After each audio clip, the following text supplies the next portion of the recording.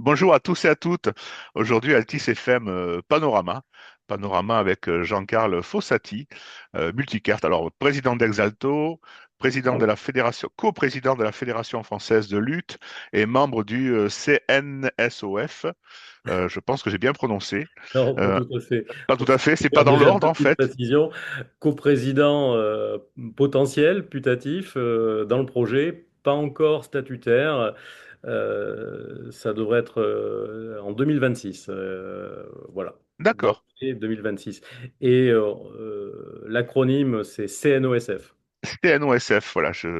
Déjà en off, j'avais du mal à le dire. Là, tu vois, en direct, j'ai aussi du mal à le dire. En fait, il va falloir que que je l'apprenne par cœur.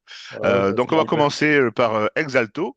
Donc, c'est Mhm. une société que tu as créée, dont tu es dont tu es le fondateur. Elle se distingue en quoi dans le secteur du conseil en système logiciel et informatique?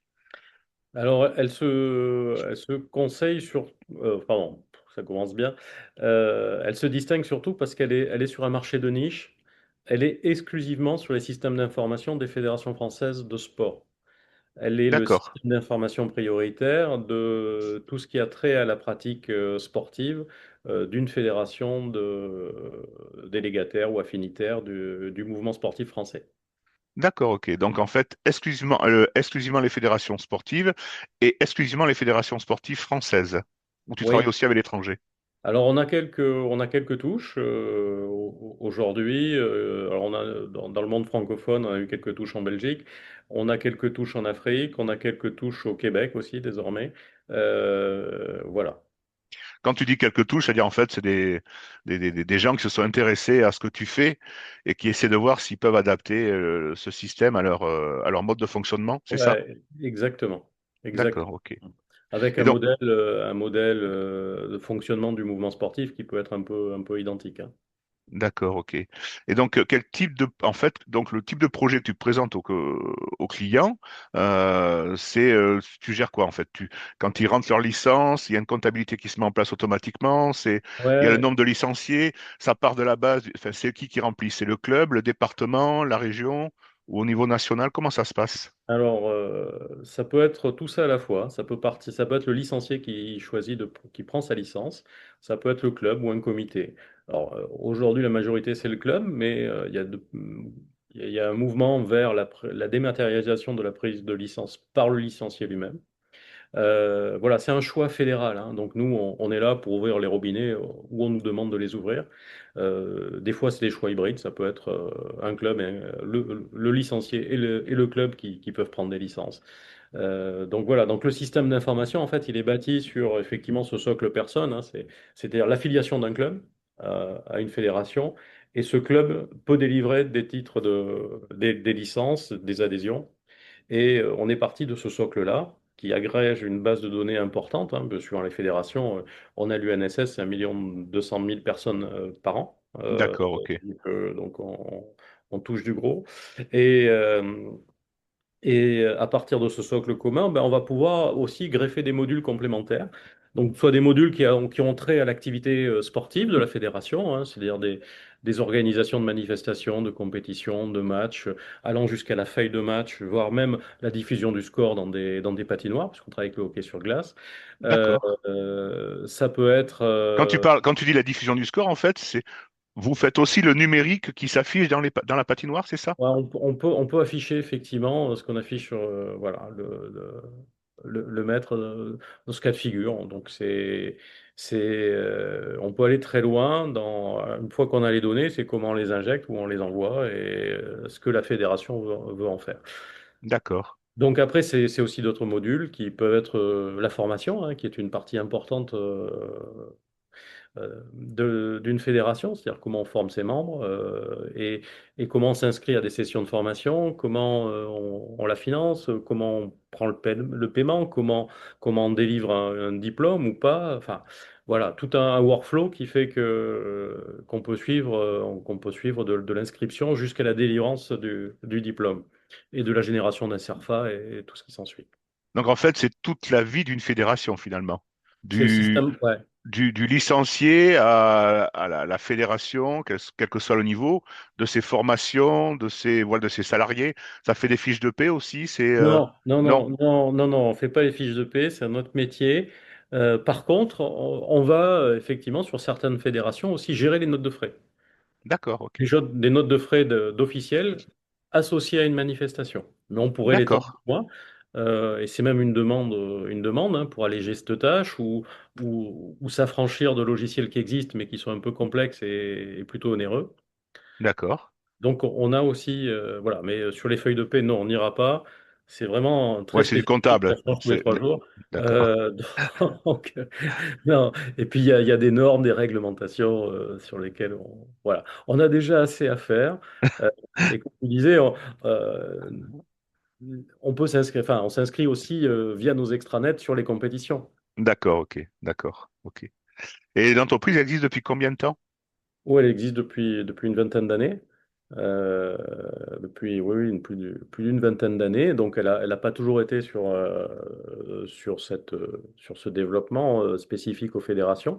Elle a évolué aussi. Elle a su s'adapter aux, aux technologies, aux demandes, au marché. Et puis, voilà, elle a pris son temps aussi de construire ce marché de niche sur les fédérations. Et aujourd'hui, on est leader en France. Alors, leader, certes, sur un marché de niche, hein, mais on travaille avec entre 45 et 50 fédérations Hmm. actuellement, à différents niveaux, hein. Des fois, ça peut être que le site Internet, mais on est un acteur incontournable du mouvement sportif aujourd'hui. Parfois, comme tu dis, vous faites aussi le site internet, vous fabriquez le site internet de la Oui, oui, fédération. oui, oui, oui, oui, parce que souvent le site internet, effectivement, va être injecté d'éléments venant de l'extranet, D'accord. notamment sur des lieux de pratique, par exemple, hein, ou pratiquer, ben, on va partir de l'extranet et on va réinjecter, mais ça peut être aussi d'autres informations, euh, voilà, via des API qui fonctionnent. Et effectivement, bah, si on a les deux éléments, ben, on les fait communiquer d'une manière évidente. D'accord. Qu'est-ce qui a fait que cette société s'est dirigée exclusivement finalement vers les fédérations sportives? Alors déjà, C'est un c'est une choix appétence, éditorial, hein. je dirais, c'est un choix, ou c'est des rencontres qui ont fait cette possibilité. Ouais, c'est un peu les deux. C'est une vraie appétence pour le sport, hein, Hmm. parce qu'effectivement, j'adore le sport, j'ai baigné dans le sport, La euh, lutte en particulier, hein. la lutte en particulier. Le Voilà, foot américain, que des sports tendres et doux. voilà, tendre et doux, pourtant, voilà, je suis pas un Golgoth. Mais j'ai toujours baigné dans le sport. Je dis, mon père était en équipe de France de lutte, il a fait championnat du monde, était présélectionné olympique. Donc, j'ai toujours traîné dans le sport moi-même, voilà, lutteur jusqu'à un certain temps, mais, enfin, très longtemps, hein, parce qu'après, je parle pas que de la pratique compétitive, performance, ou Ouais. entraîner pour faire de la performance. J'ai continué à lutter et voire faire des compétitions jusqu'à 40 ans pour les clubs. Non, une appétence. Et puis après, effectivement, ayant baigné dans le milieu, il y a des opportunités qui s'ouvrent. Il faut savoir les saisir. C'est ce que j'ai su faire. Et puis patience et longueur de temps permettent d'arriver à ce jour avec une cinquantaine de fédérations en contact. Et donc, quel défi majeur dans ces 20 dernières années tu as rencontré? Quel défi technologique majeur as-tu rencontré euh, pour Alors, l'évolution positive de cette société? majeur, je sais pas si on est on est dans la gestion de données, dans la base de données, donc Quand je dis majeur. majeur, par exemple, c'est la massification, l'encombrement de fichiers ou la cyberattaque enfin voilà, Alors, peut-être des défis qui peuvent contrecarrer le bon fonctionnement de tes logiciels. ouais, non, le défi majeur, c'était de trouver, d'arriver à faire que le modèle économique soit pérenne. Donc, ça a pris beaucoup de temps. C'est pour ça qu'on avait une activité aussi qui était Internet, qui supportait aussi ce développement, hein, puisqu'on n'est pas passé par des fonds des fonds de pension, enfin, ou des levées de fonds, plus exactement, des business angels. Moi, un business angel, pour moi, c'était une grand-mère à livret A, quoi, hein. Donc, Toute proportion gardée. j'étais très loin de me dire que je pouvais faire un tour de table avec une demi-idée d'appli.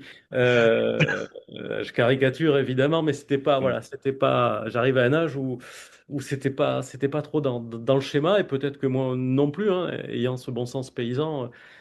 pensais pas qu'on pouvait être financé, hein. Au début de mon activité, j'avais déjà du mal à avoir un prêt bancaire sans faire signer toute la famille en caution. Voilà, Donc, tu donc te voyais pas te mettre à table avec des, des sponsors ou des non, mécènes voilà, qui, ouais. donc le modèle économique, voilà, le défi, c'était d'arriver, puisqu'on est en mode SaaS, hein, c'est-à-dire qu'on est sur de la location, arriver à avoir une masse critique, financer le travail qui est en amont, hein, puisque c'est des ventes longues et que généralement on a entre 6 mois et 2 ans avant l'ouverture de Fédé, c'est-à-dire la première facturation. D'accord, ok. Première facturation qui est une facturation très partielle, hein, puisque c'est une location. Donc, En fait, la fédération te loue le logiciel, il ne lui appartient pas. voilà. Non, D'accord, non, non, il me le loue. Bah, c'est le modèle SaaS qui est aujourd'hui en vigueur à peu près partout, hein, avec, d'accord, me le loue le logiciel avec l'hébergement et la maintenance associée. d'accord, ok, d'accord. Et tu es Voilà. passé en taille, cette croissance d'activité, donc, de 0 à plus de 50 fédérations. Je pense qu'il y a eu une contrainte de taille. Tu as grandi comment en termes de taille, de chiffre d'affaires? Alors, je dirais qu'on n'a pas un chiffre d'affaires qui affole le CAC 40, euh, loin s'en faut, mais c'est une progression régulière, stratifiée. On n'est pas sur des pics en montée ou en descente, puisque c'est le modèle qui veut ça. C'est Donc la aujourd'hui, régularité? aujourd'hui, on est aux alentours de 2 millions d'euros hors taxe, D'accord, effectivement, de chiffre d'affaires pour une vingtaine de personnes. Donc voilà, on est quand même la PME lambda. Euh, d'accord, ok. euh, Quand tu dis une vingtaine de personnes, c'est exclusivement et essentiellement des informaticiens avec le support administratif, mais c'est plutôt, Ouais, ouais, ouais, ouais. ouais, Alors, le modèle, hein, le modèle de société, c'est effectivement, on voyage léger en tout ce qui est activité support. on C'est diminue les frais de fonctionnement, quoi. exactement l'administratif. Nous avons une personne à un cinquième par semaine. Je m'occupe effectivement de la facturation, de la gestion des affaires. Et puis, on a 5 chefs de projet hein, qui D'accord. s'occupent de nos fédés, hein. Donc, vous voyez, j'ai à peu près une dizaine de fédés, un portefeuille de dizaines de fédés par chef de projet. Et on n'a pas de commercial, on n'a pas, voilà, Donc c'est c'est vraiment le le reste bouche-oreille, sont, le reste parce que sont des développeurs. Voilà. absence de commerciaux veut dire que il y a pas de démarchage, ou en tout cas pas du démarchage classique comme on l'entend. C'est des gens qui viennent vers toi, c'est des rencontres qui font Alors, que... initialement, je suis allé vers eux. D'accord. Vous savez que c'est moi qui ai quand même cette fonction commerciale et les Hmm. chefs de projet ont une fonction commerciale, notamment sur leurs clients. Et puis aujourd'hui, je dirais que dans un paysage de 110 fédérations inscrites au CNOSF, euh, tout le monde nous connaît. D'accord, ouais, tout à Tout le fait. monde nous connaît, donc nous interroge si on a besoin, nous met dans un appel d'offres s'ils S'il viennent le faut. Hmm. du système d'information.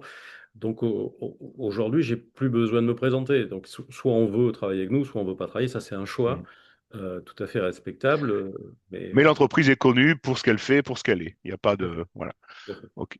Et donc l'innovation, l'innovation, je suppose, est un facteur de croissance, en tout cas un facteur clé d'évolution. Comment ça se passe en fait?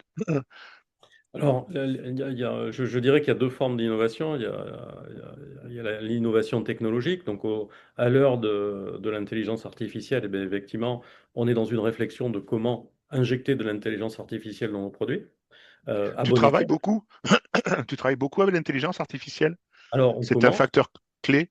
On commence parce que de toute façon, ne pas s'y intéresser, ça serait suicidaire. Oui, elle Euh, est là, de toute façon. donc, on, Donc, on- on commence déjà, nous, on travaillait pour faire un certain nombre de choses, mais c'est pas encore en programmation. Mais on est dans une réflexion, pour tout te dire, très actuelle sur comment on va injecter un peu d'intelligence artificielle pour que ça facilite l'utilisateur, le parcours utilisateur ou la recherche utilisateur. Voilà. Donc ça, c'est l'innovation techno, mais on parle de l'intelligence artificielle, mais il y en a eu d'autres. Et puis, il y a l'innovation produit. Quels sont d'accord, les ok. produits qu'on peut proposer? Alors souvent, bah, on est passé, comme je te l'ai dit, dans ce qu'on appelle un socle administratif, hein, affiliation des clubs et prise de licence, Ouais.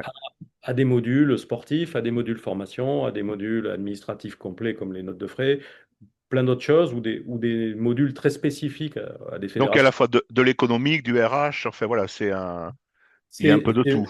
Ouais, c'est plutôt tout ce qui aide au pilotage d'une fédération par rapport à son activité, ses produits, c'est-à-dire affiliation, licence et inscription, compétition ou Hmm. formation. D'accord. Donc aujourd'hui, on est très fort sur la tête de pont du réseau, c'est-à-dire la fédération, avec en agrégeant la base de données fédérale euh, qui est le trésor hein, de la Fédé. Et en s'adressant aussi, parce qu'on a des espaces licenciés pour chaque licencié, sur lequel on peut y adjoindre des services. Euh, et là, je dirais que l'espace licencié vit en fonction de ce que la fédération veut en faire, si elle veut le développer ou pas. Mais en tout cas, c'est quelque chose qui est amené à se développer. Sur le côté, tu vois, on a la fédération, on a l'utilisateur. Sur les clubs, on a un peu moins de services aujourd'hui, beaucoup moins même. Et c'est un marché qui a été pris par beaucoup d'intervenants euh, comme Hello Asso, Asso Connect, Ouais, Yapla, ouais, tout à fait, ouais. mon Hmm. produit qui viennent ici proposer au club de gérer leur adhésion, de faire du crowdfunding, du réservation de salles, billetterie, site internet, enfin, des produits comme ça. Donc tout l'enjeu aujourd'hui pour nous est de développer des services au club, puisque en fait c'est facilitateur quand tu es à la base de données fédérale et que tu as le licencié d'agréger, de venir plugger un certain nombre de services ici. Oui, puis ça fait une continuité en plus. Hmm. Voilà, notamment des systèmes de paiement qui permettent de venir sur l'extranet de la Fédé dans la partie club et de directement déposer ton paiement sur le compte bancaire du club et non plus sur le compte bancaire de la Fédé qui fera un reversement. Et donc, D'accord. l'enjeu aussi à terme, c'est avoir un split paiement qui permette lors des adhésions qu'une partie parte sur le compte bancaire de la SOS et sur le compte bancaire fédéral. Et ça, c'est effectivement, c'est vraiment très intéressant puisque ça va permettre effectivement d'éviter des doubles saisies à la fois sur le soft Hmm. choisi par le club et par le système fédéral. Ouais, ça facilite la mise en place Voilà. et la Donc là, gestion. Hmm. on a un enjeu majeur de développement pour les prochaines années. Ok. Et la transition numérique, parce qu'en fait, tu as accompagné, enfin, vous avez accompagné finalement les fédérations dans la transition numérique et la cybersécurité. Euh, C'était compliqué, c'était... Alors, la transition numérique, elle se fait, je dirais, avec la maturité des interlocuteurs. Hmm. Et aujourd'hui, la question ne se pose plus, hein. C'est-à-dire qu'on cherche à dématérialiser le service via Au des outils, maximum, hein. comme le nôtre ou d'autres, pour que les tâches qui étaient chronophages et à peu de valeur ajoutée soient diminuées et que euh, le temps consacré à le faire soit consacré à de la plus-value de service sur l'activité en elle-même, sur la formation, sur, que sais-je, le marketing, la communication. Tu as évoqué la cybersécurité. Jusqu'à cette année, hein, 2025, c'était quelque chose sur lequel on était attentif, évidemment. On avait réussi jusqu'à présent à déjouer pas mal d'attaques. Et cette année, on a été frappé plusieurs fois. Je dirais, comme toute l'économie française a été cyberattaquée cette année. Hmm.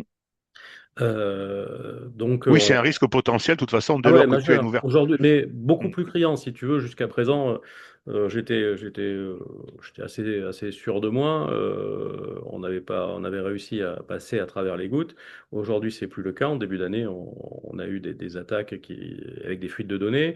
Donc, on a rangé les trompettes, on s'est remis à, En ordre de marche, en en ordre ordre de de marche. bataille. Ouais, Et en fait, on vient de comprendre que c'est une bataille qui ne se finira jamais. C'est toujours le gendarme et le voleur, la ouais, course et ouais. le Hmm. pilote, et que c'est comme pour le dopage. Ouais, tout à fait. Hmm. Les dopés ont toujours un coup d'avance. Donc à nous, effectivement, d'être quand même le plus vigilant possible, ce qui induit aussi vraiment de mettre des ressources dédiées à ça, c'est-à-dire aussi économiquement, que les fédérations soient prêtes à jouer aussi le jeu de cette manière-là. Ce qui n'est pas simple hein, dans une période post-JO, Ouais. contrainte budgétaire Hmm. où on chasse les économies, l'heure n'est pas effectivement à la C'est pas bonne la heure. priorité. Mm, Ah, et pas l'abondance, et le mm, sport n'est pas une priorité, ce qui est mm, vraiment mm. une imbécilité. En parlant du sport, allez, on va rebondir. Donc, alors tu as expliqué coprésident, mais dans les statuts, ça sera en 2026, de la Fédération française de lutte. Euh, Qu'est-ce qui t'a motivé déjà pour accepter ce challenge? Si j'ai bien compris, tu as été vice-président pendant les années précédentes. Donc, en fait, c'est une continuité. Et qu'est-ce qui t'a intéressé? Qu'est-ce qui t'a motivé? Et puis surtout, cette idée de coprésidence. Alors, juste, c'est la Fédération française de lutte et disciplines associées, qu'on D'accord. fait aussi des disciplines associées qui sont vraiment des très chouettes activités. Et j'étais vice-président délégué, toujours statutairement aujourd'hui. Euh, Qu'est-ce qui m'a motivé? Alors, ce qui m'a motivé, c'était aussi le projet fédéral précédent, où le président Lionel Lacaze avait mis dans son projet, à l'issue de son mandat, où il avait annoncé qu'il ne ferait qu'un mandat, euh, une mixité, une coprésidence mixte qui sera, quand elle sera officialisée, la première des fédérations françaises olympiques, de sport olympique. Aujourd'hui, elle existe déjà dans deux autres fédérations affinitaires, la Fédération française des clubs omnisports et la et la FSGT. Voilà. Donc ça, c'était quelque chose qui est une attente sociétale et qui, à mon sens, était une avancée également. Une avancée qui permettait aussi à cette fédération, souvent on avait l'image d'une fédération un peu surannée, un peu désuète, avec nos maillots bretelles. Voilà. Eh ben, c'était une façon de montrer que non, on n'était pas ça. Et qu'au contraire, on avait plein de choses à démontrer, plein de choses à montrer, qu'on était plutôt quelque chose qui était vraiment dans l'air du temps, et ce qui est vrai aujourd'hui, hein. Attentif à ce qui se passe en fait dans la société, tout simplement. Exactement, attentif, moteur et précurseur. Qui n'étaient Et pas forcément les qualificatifs qu'on nous juxtaposait, hein. quand vous Ouais, prêtez. exactement. Et donc ça rentre dans les statuts en 2026. Euh, Au-delà des statuts, comment tu définirais la complémentarité entre vos profils? Alors, bah, il est assez évident, hein. La présidente Lise Legrand est une grande championne, voilà, qui a fait durant les derniers mandats, beaucoup de vice-présidents sur différentes activités. Donc, elle connaît bien le haut niveau et les différents aspects d'une fédération. Pour ma part, ben, j'adore la lutte, hein. Je suis fils de lutteur, papa de lutteuse, lutteur moi-même. Même si mon palmarès par rapport à Lise est en flanelle. euh, L'ancienneté est là en tout cas. Ouais, ouais, L'ancienneté ouais. depuis tout petit Oui, dans les Lise était vestiaires. championne du monde, médaillée olympique. Donc Ouais. voilà, moi j'ai effectivement des références beaucoup plus modestes, mais tout à fait sincères dans mon engagement et dans ma connaissance de la lutte et du milieu. Euh, Lise est fonctionnaire, moi je suis entrepreneur. Euh, on a donc une complémentarité euh, de positionnement qui est évidente, hein. Moi, de par mon parcours d'entrepreneur, je sais ce que c'est que le développement, je sais ce que c'est que les RH, je sais ce que c'est que la législation, hein, puisque je suis confronté au droit du travail, au droit social, Mm. au contrat, à la réglementation bancaire, enfin plein de choses qui font que effectivement la complémentarité va de soi. D'accord. Et donc, il y a cette coprésidence. Les principaux axes du projet, en fait, 2025-2028, vous allez axer sur le nombre de licenciés. Je crois que vous êtes à près de 30 000, ou vous avez aux alentours de 30 000. On a dépassé, l'année dernière, on était à 32 500. D'accord. Donc, en Ah, fait, c'est quoi les grands axes ah. du projet, du projet fédéral? Alors, si tu veux, dans une fédération, tu as le haut niveau et le développement. Le Ouais, ok. développement des pratiques et des activités des licenciés. Donc, sur le haut niveau, l'objectif étant à minima une médaille aux Jeux de Los Angeles.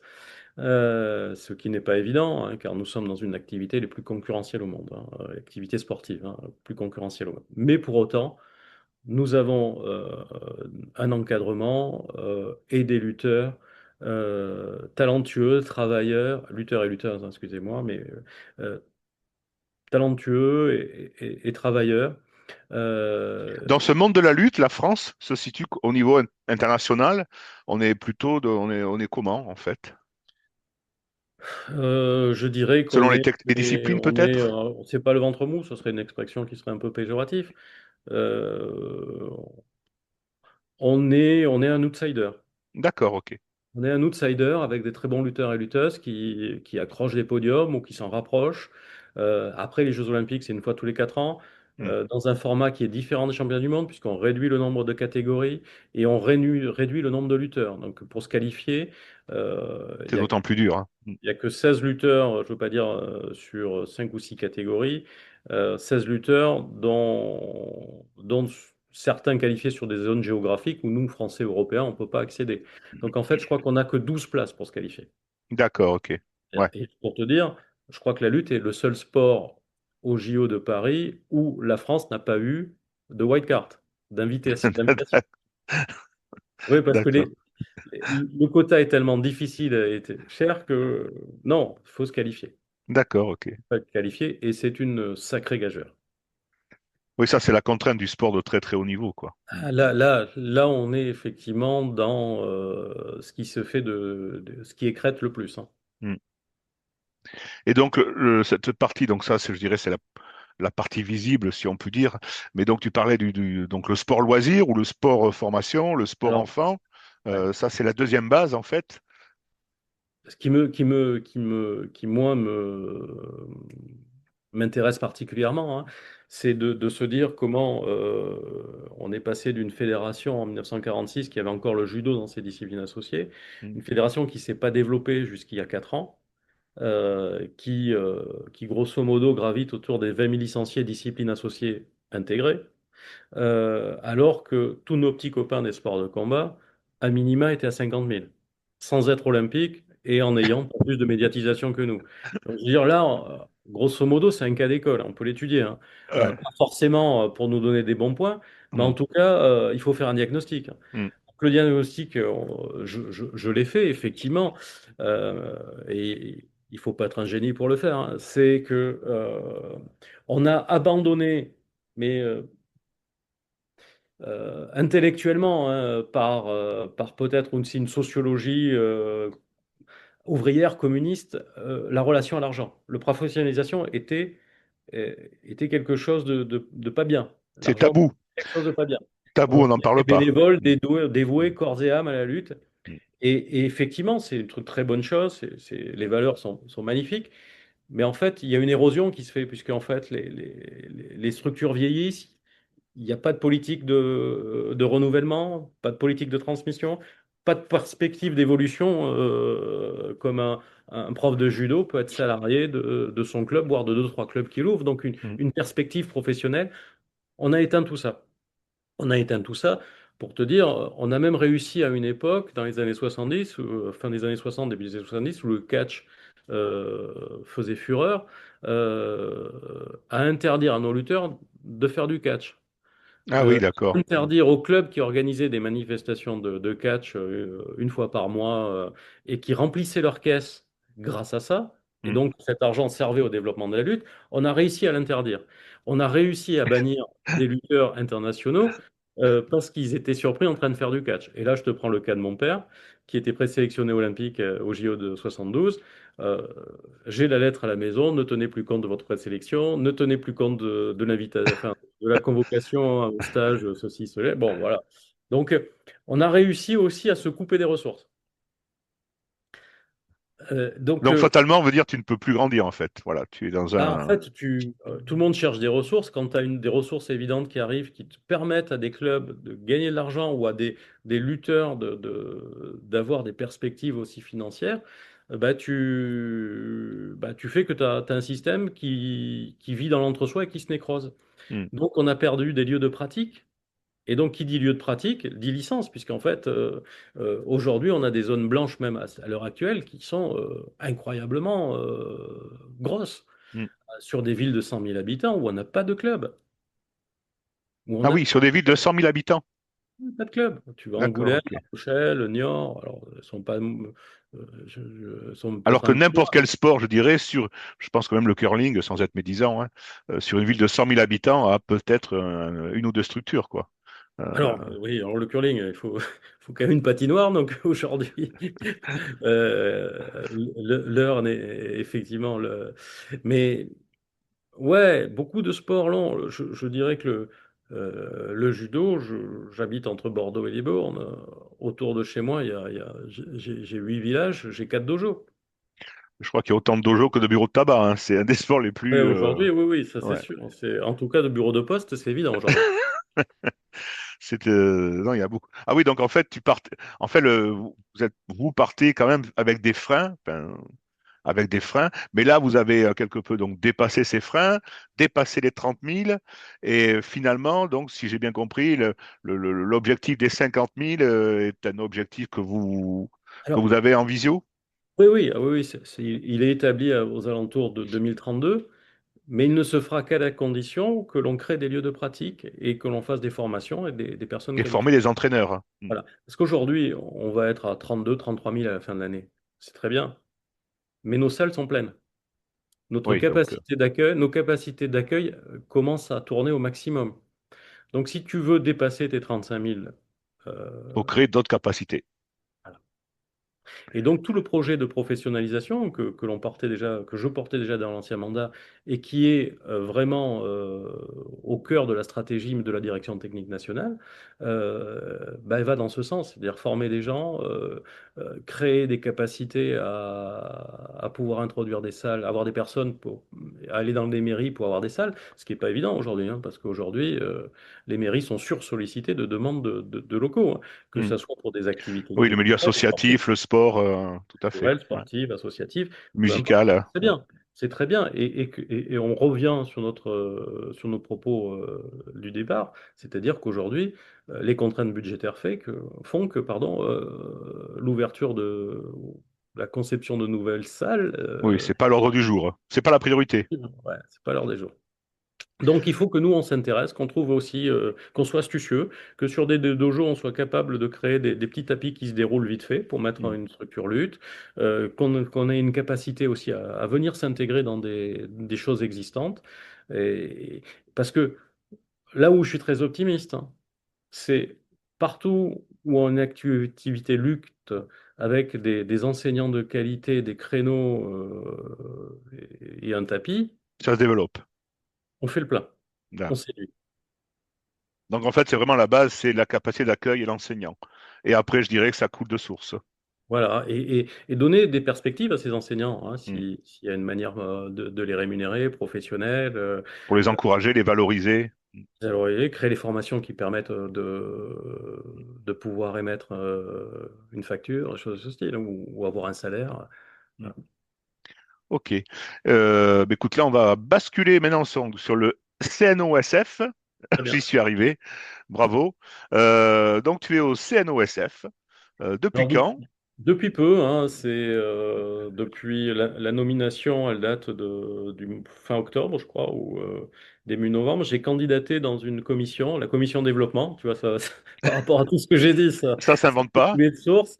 C'est une commission de développement qui est dirigée par le président de la Fédération française de voile, Jean-Luc Dénéchaud, et qui va essayer d'envisager des prospectives, des perspectives, des moyens, des outils pour porter le développement Du sport en des général. fédérations des sports en Mm. général. Des sports en général. Alors, on ne s'est pas encore réunis. Voilà, on est en début d'activité.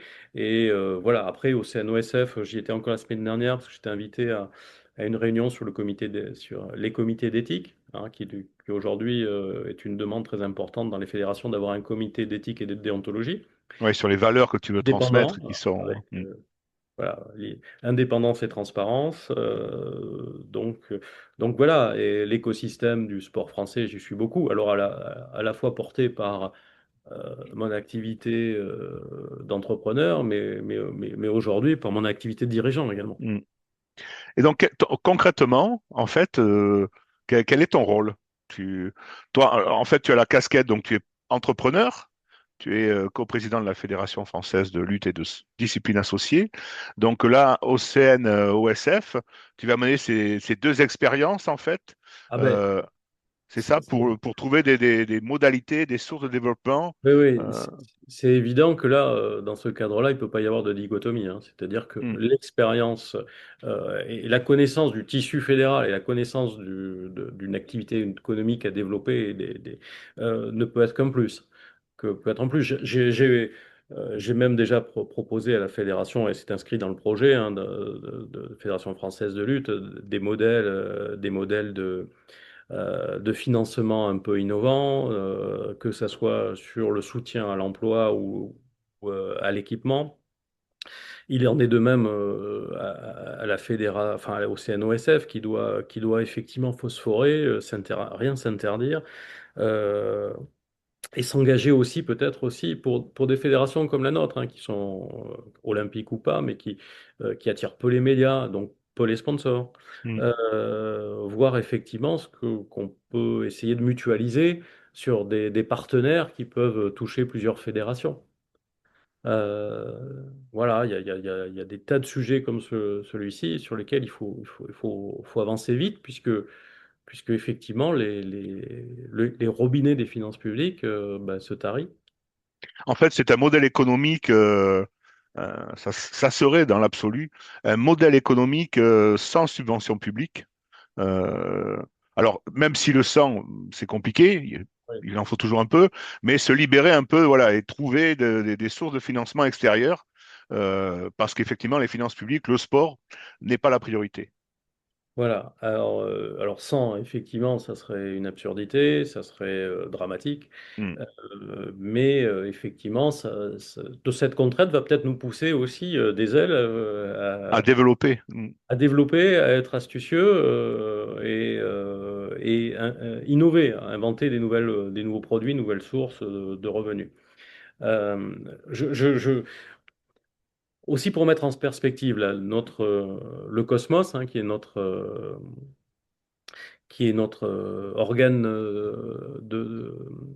patronal du sport, hein, Mhm. qui est dirigé par le président de la Fédération française de football, hein, Philippe Diallo, euh, a fait une étude assez bien faite euh, qui dit que pour tout euro investi dans le sport, c'est 13 euros d'économiser. En Puisque fait, là, dès que tu investis 1 euro dans le sport, on tu économise économises 13. 13 euros sur la santé, les soins de santé, le bien-être des gens dans les années à venir, c'est ça. Mais sur l'éducation, sur D'accord. l'éducation, ça veut dire aussi sur la justice, sur le pénitencier, Sur les euh, liens dans la société, sur le rapport à l'autre, le vivre ensemble. le Tu vivre ensemble, favorises le vivre d'accord. ensemble, tu éduques. Donc en éduquant, bah, tu éduques à la santé, tu éduques à la civilité, à la citoyenneté. Donc Donc en forcément, fait, c'est un investissement, c'est une vision de voir c'est le une- sport comme un investissement sur la personne. c'est un investissement extraordinaire. Tu es à 13%. Hmm. Je veux dire, Tu as une marge de manœuvre. et donc, plutôt que se gausser, parce qu'on a. Alors, c'est très bien, hein, moi je suis un fan de nos champions, mais se dire qu'on est une nation sportive parce on est dans les 5 premiers aux Jeux Olympiques au tableau des médailles, c'est très bien. Mais pour moi, une nation sportive, c'est autre chose. Une Hmm. nation sportive, c'est une nation qui fait du sport au quotidien, qui Et éduque qui ses enfants. facilite le sport pour tous au quotidien Exact, et qui comprend que le sport, c'est un facteur de développement et de santé et de lien. et de lien, exactement. Et là, on a encore un enjeu. Oui, parce que là, enfin, tu parles de lien, tu parles de santé. Je pense que les anglo-saxons sont à un autre niveau. Quand on Ouais, connaît un peu et les pays scandinaves surtout. et les pays scandinaves, ils ont vraiment compris l'intérêt Scandinaves, d'investir sur la personne. exactement, où tu prends l'Australie, le Commonwealth, Mm. enfin certains pays du Commonwealth, voilà, il y a vraiment bon, le sport est appréhendé comme quelque chose d'essentiel et qui fait partie d'un quotidien.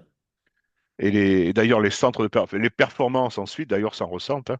Ce sont souvent des pays qui ont des performances, tous sports confondus, bien supérieures. Et ça, c'est des idées. Il y a des freins, ou c'est des idées plutôt Le- le- partagées par tout le monde. je dirais que le frein, il est plutôt psychologique, hein, et en fait aussi, si on veut faire du Bourdieu, de reproduction sociale, Hmm. c'est-à-dire que nos énarques, nos hauts fonctionnaires, souvent ne sont pas trop passés par les salles de sport. Et le modèle du club ou l'activité sportive. Donc effectivement,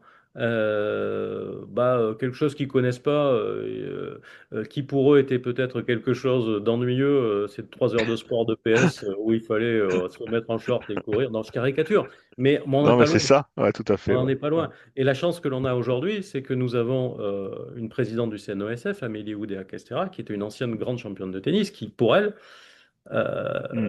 le, sp- on va pas lui expliquer les bienfaits du sport et la nécessité de faire du sport. Donc Ouais. elle porte aujourd'hui un CNOSF moderne, engagé, qui fait des propositions, qui fait du lobbying, qui d'ailleurs là a eu des avancées sur le rythme scolaire. Et donc elle est très moteur et on passe d'un CNOSF de vieux messieurs Le gentleman. centre en soi Hmm. à quelque chose qui a une vision beaucoup plus dynamique et entrepreneuriale. Hmm. Alors évidemment, il y a un peu de caricature dans ce que je te dis, mais je suis optimiste en ce sens-là. Hmm. Nous avons un secrétaire général aussi qui est super top. Donc je me dis que enfin le CNOSF est en train de prendre une place qui devrait être la sienne, celle des fédérations, la Hmm. fédération des fédérations, et de porter une voix, d'être présente.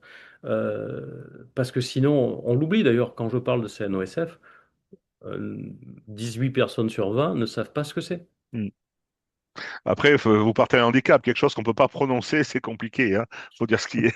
Eh ben alors, j'ai proposé aussi qu'on se rebaptise et qu'on on peut devenir France Sport, France Sport Olympique, mais on n'est pas que les fédérations olympiques. D'accord. Voilà, mais effectivement, le marketing peut être important, En mais fait, c'est un enjeu du perspective. sport français, quoi. Pardon? Dans les prochaines années, tout ce que tu viens de dire, en fait, au-delà de la fédération de lutte et de disciplines associées, c'est un enjeu pour le sport français, en fait. De la visibilité, de la crédibilité, de l'innovation, du lobbying, de trouver sa place, voire la faire. Euh, Pourquoi pas aller d'ailleurs à l'Europe, hein. Enfin, je veux dire, c'est vraiment une nouvelle vision du sport français qui se met en place. Ouais, du sport français à l'intérieur Mm, d'une société française que l'on veut faire perdurer, celle du vivre ensemble, celle d'Ernest Renan, c'est-à-dire mm, avoir fait des grandes choses et en vouloir en faire d'autres, mm. encore ensemble. Et ça, c'est le CNEOCF, l'organe, les mandats sont de combien, en fait? Vous partez pour combien, là? Ils sont calculés sur une Olympiade, hein, donc 4 ans, comme le mandat des fédérations. D'accord, donc au bout de 4 ans, on renouvelle. Oh, il y a une nouvelle élection, ouais, tout à fait. D'accord. Et donc cette partie, comment tu fais en fait pour gérer tout ce temps? Parce qu'il y a une partie recherche, tu disais que tu as déjà proposé ou que tu cherches des idées. L'entrepreneur que tu es, ben, je pense qu'il doit être tout le temps en ébullition. Ton métier, la lutte, enfin, les disciplines associées, le CNOSF, c'est un mix finalement, ou c'est un partage du Ouais, temps très écoute, serré? alors, tu sais, c'est comme la genèse d'une idée. Des fois, ça part d'une intuition, d'une sollicitation. Tu n'arrives pas forcément à... Et puis après, tu associes des éléments, tu juxtaposes des éléments, hein. Donc, je sais pas si c'est la synchronicité jungienne, mais pour moi, ça marche souvent comme ça. C'est-à-dire qu'il y a, je perçois quelque chose, je l'associe à d'autres. Je dis, mais oui, essayons. Et voilà, c'est En fait, il n'y a pas de effectivement. hasard, c'est que des signes, En des fait, plus tu as rencontres. d'expérience, plus ça peut être riche. Effectivement, Hmm. quand tu arrives à décloisonner, quand tu n'as pas des œillères, mais que tu as une vision. Est-ce que l'organe donc facilite la transition numérique et marketing des fédérations? Est-ce qu'il forme ou est-ce qu'il donne des idées pour Le justement que CNOSF? chaque fédération soit plus à l'aise, plus ancrée dans la société? Alors, le CNOSF a effectivement un service transition, enfin, je ne sais pas le libellé exact, mais effectivement, sur ces postures-là, je pense il a encore bien mieux à faire que ce qui a été fait jusqu'à aujourd'hui, notamment parfois en portant des produits pas forcément par une cohérence économique et de fonctionnalité, mais plus par euh, un lien de partenariat avec les financeurs du CNOSF. Mm. Et ce qui fait qu'il y a eu beaucoup d'échecs, D'accord. puisqu'en fait, on pousse des produits qui n'ont pas forcément trouvé leur modèle ou leur activité économique et on peut engager quelques fédérations au prétexte que c'est CNSF qui le porte et se casser la gueule. Ce qui est arrivé avec au moins deux, trois produits, hein. D'accord. Et là, bon, il nous reste allez, 2 minutes. Est-ce que tu aimerais dire quelque chose, alors sur la lutte, les disciplines associées, le CNOSF? Est-ce qu'il y a une phrase qui te viendrait ou une devise, un slogan ou quelque chose? Ah oui. Là, tu me prends de court, hein. Ah, Non, non, non, si ce n'est que je si reste, ce n'est que tu es content de faire ce que tu fais, ouais, euh, je reste un optimiste. Alors, je sais plus comment il disait Antonio Gramsci, là, le leader du Parti communiste italien, oui, hein, italien. Mm. qui disait j'ai l'intelligence du pessimiste et la volonté de l'optimiste. Alors, c'est à peu près ça, hein, vous vérifierez. Mais grosso modo, je suis conscient des difficultés, mais j'ai la foi du charbonnier et une volonté d'avancer.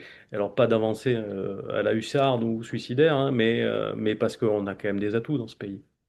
Oui, il y a quand même des richesses, il y a quand même des gens, il y a quand Des même du atouts, on a lien. des Mm. compétences, on a une histoire, et nous, à la lutte, on la connaît très bien, puisqu'on est quand même on est quand même la première institution qui vient, qui vient intégrer toutes les vagues d'immigration qui arrivent. Mm.